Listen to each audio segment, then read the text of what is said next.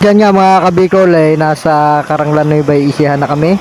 Andiyan na kami niyan Noy! sa mga Noy! linisan ng truck. Kaya dahil nung bumiyahe kami ng Isabela, ng Cagayan, eh malakas yung naging ulan. Kaya nagmukhang gusgusin yung aming unit. Kaya yung dalawa kong masisipag na mga body-body ay naglinis muna. Talagang pinalabas na naman nila ang tunay na kagwapuhan ng aming laruan. Kaya nakita nyo naman kasi sipag ng mga aking body-body niyan.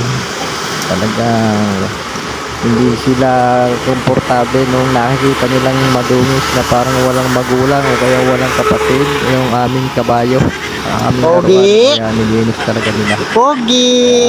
Maraming salamat sa inyong dalawa dahil naunawaan nyo yung kalagayan ko. Bagamat Baka di ako matanggal ang nakatulong pintura. sa inyo.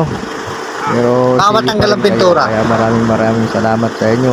Hari nawa magsama pa tayo ng matagal na panahon.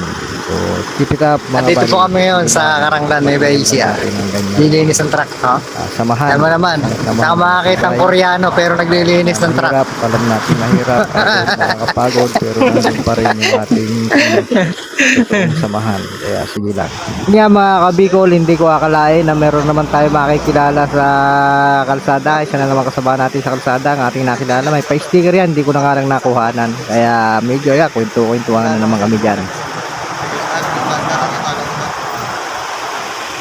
So ayan mga idol kabikol, isa na namang kasama natin sa kalsada. Team Viajeros ang model group niya. Muli na naman nagkita kami.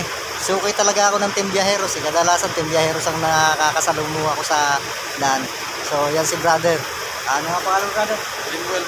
Ayan si Linwell Kapanig. Linwell, si brother Linwell Kapanig. Ayan. Yan ang unit niya.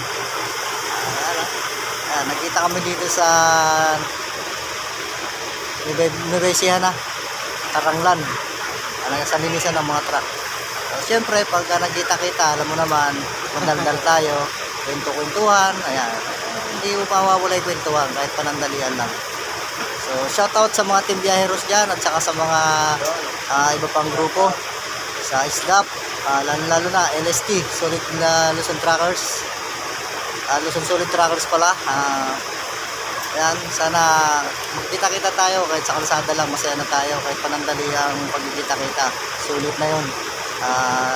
Andyan yung kwentuhan, kahit panandalian, isang karangalan para sa akin ng mga kasalamuha, ang mga kasamahan natin sa daan. Ayan. So, ingat lang po tayo lahat mga kabikol.